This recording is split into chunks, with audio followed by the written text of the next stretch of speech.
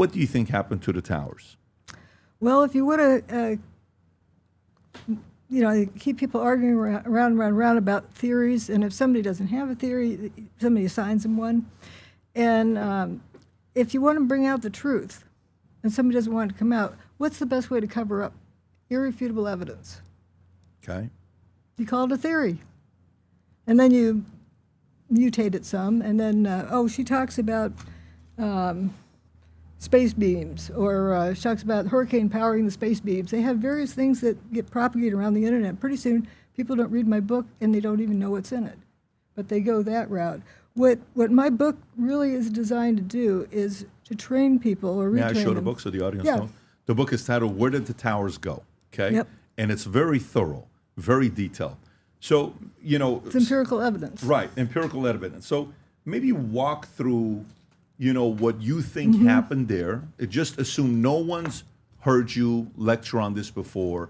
Walk me through what you believe happened there. But it is important to realize that people tend to jump on whatever they hear first. They don't know the difference between evidence and conspiracy theory. They don't know how to sort through it. And what I'd often, when I was be teaching experimental work, is to stress to the students, collect all the data you can. You don't have to use it all, but you can't use data you don't have. So, okay, let's look at everything. And maybe it means something, maybe it doesn't. Just because I have collected doesn't mean it's connected to this, that, and the other. And look at phenomena that you understand and ones you don't. And another way of blinding yourself, sort of a double-blind study, just to look at reality rather than immediately jumping to a conclusion. If you saw a hazy environment above the ground, a lot of people call it smoke. Well, then you're already assuming fire is the cause. But that's biasing your observation. So let's bring up a new vocabulary. I call it fumes. Could be chemical fumes, could be particulate. Who knows? It's not defined. Just like dustification. Let's see. A lot of people say it's evaporation. Well, evaporation implies high heat. We don't have proof of that. Crushing or pulverization. That's a mechanical force. They're making assumptions with those words. So if we start out with a new vocabulary, we can observe the physical phenomena going on. Okay. And that really helps to see what is there. One short story I'd like to put out is early on I had an artist write to me, so delighted that somebody was talking about what happened. And he explained why he could see it.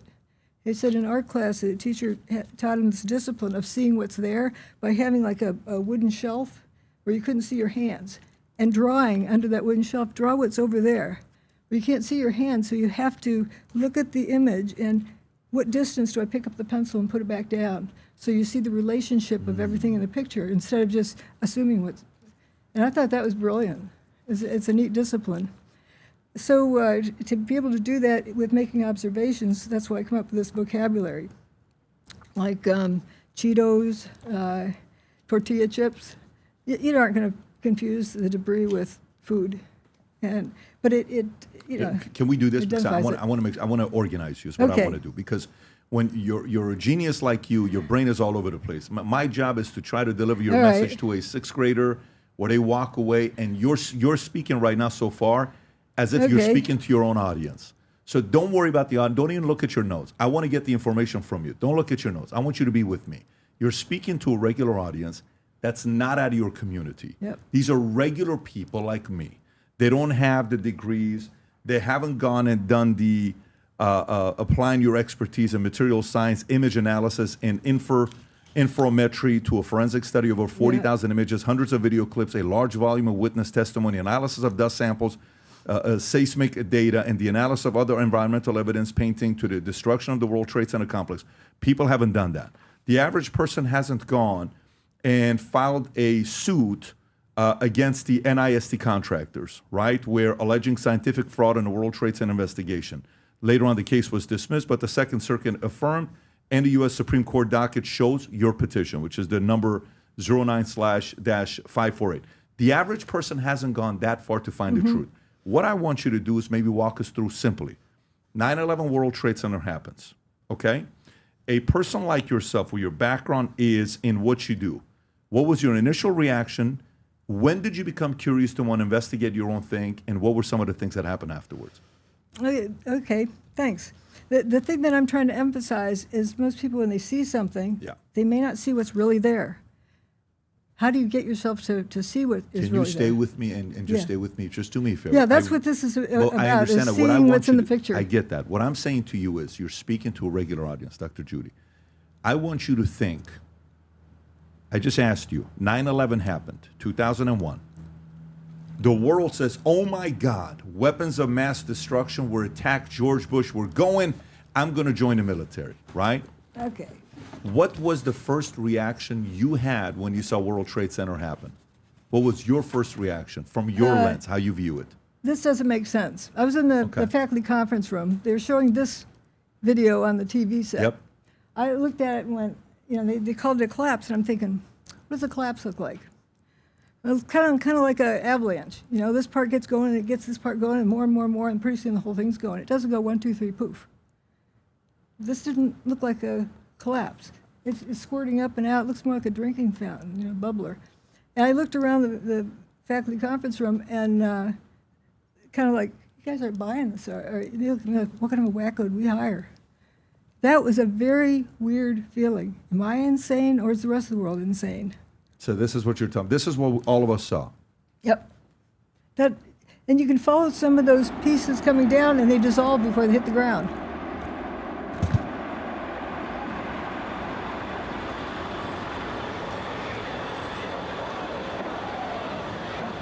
The traffic lights you can still see.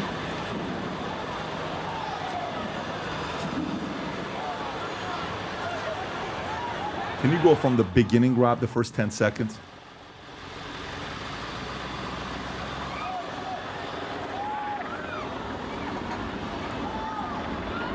So this is where a Richard Gage and many from his community will say this was an explosion, thermite, right? Instead of maybe other claims. You're seeing this, you say, I don't believe what they're saying. What next necessary steps do you take to get to your conclusion? It's not a collapse. A collapse is a kinetic energy driving it. You know, you have something slamming to the ground. All right, let's go look at the seismic signal. If all that building got cut up by bombs or gravity collapsed, it's going to be whacking to the ground. There is no discernible S or P wave in the seismic signal, only a surface wave, which is what you get like when you get off your mattress in the morning. It recovers. Your weight comes back up. There's no impact, like hitting a tuning fork. Or, you know, snap a rubber band. That's what the P wave should be. And it's the first signal to arrive at the seismic station, followed by the S wave, and the delay of those two is how they calculate the distance from the epicenter. I think people have heard that a lot. But there was no S wave or P wave. The signal did not travel through the Earth. It was only a surface wave. And the surface wave was not appropriate size. It was very small magnitude. Comparing to the King Dome and some other things, King Dome is like 1/30th. That's 1/30th, but made equal or more of a seismic signal, or the equivalent on the Richter scale. They calculate by the surface wave. So using the surface wave of the towers compared to the surface wave of the King Dome, it was the same. The towers were the same or less. So what does that mean to you? Something isn't right here. And then it later realized if King Kong picked up the towers, chucked them into outer space, it would do the same thing with a surface wave, because the weight was coming off the ground and the surface was bouncing back up like you get off your mattress in the morning. So if you had bombs in the building or gravity collapse, whatever, this stuff's gonna hit the pavement. Well, let's go look at what's out there. What? No debris? There's vehicles parked at street level that are there after the towers go poof. See, I don't use the word collapse. That's got message to it. I say go poof, it went away. The towers went poof. A couple hours later, there's a picture I have of an ambulance parked in front of Tower 1. It's right at street level. Yeah, there's some stuff here and there, but nothing what you expect. And some people say, well, exploded outward and get shot out. Well, then the adjacent buildings should look kind of machine gun fired. They don't. You're talking about the which building is that? You're talking about the Banker Trust building? All of them around. Oh, okay. Yeah, if you get these towers and squash them down, like you're stepping on a soda pop can to collapse it, there's stuff inside that would or if you have explosions inside, they're launching stuff outward, because if it's not there when the towers are gone, where to go? To dust. Almost all the building turned to dust. And that's the phrase you use, is dustification. Yep. We need a word for that. Okay. So what causes the event of dustification to happen? Well, you look at lots of different pieces of evidence, but you start realizing that the pieces broke down more and more. There's a picture of a guy coming home. It's between the South Tower was the first to go poof, then the North Tower went poof. Halfway between those two, at 10:15, you can see the clock behind the guy. The guy's walking down the street, dust all over the place, perfectly clear from his knees up, but from his knees down is this haze. How could that fine of dust settle out of the air in that amount of time? And I realized, and it's consistent with other images, that coarse dust landed and then turned into fine dust.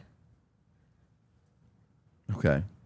And then, stayed, aloft for a long period of time. So there's some kind of mechanism that's causing the material to come apart more and more and more, down to the atomic level. What causes that to happen?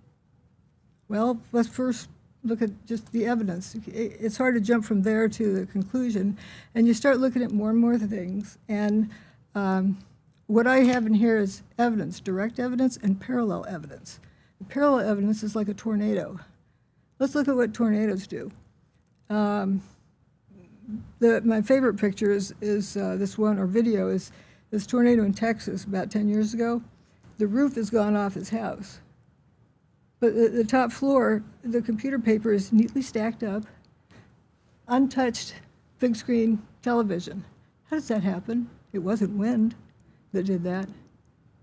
And other parts, you've seen tornadoes that just something totally is destroyed. There's some kind of a mechanism, a field effect that causes this. You can't tell me wind did that.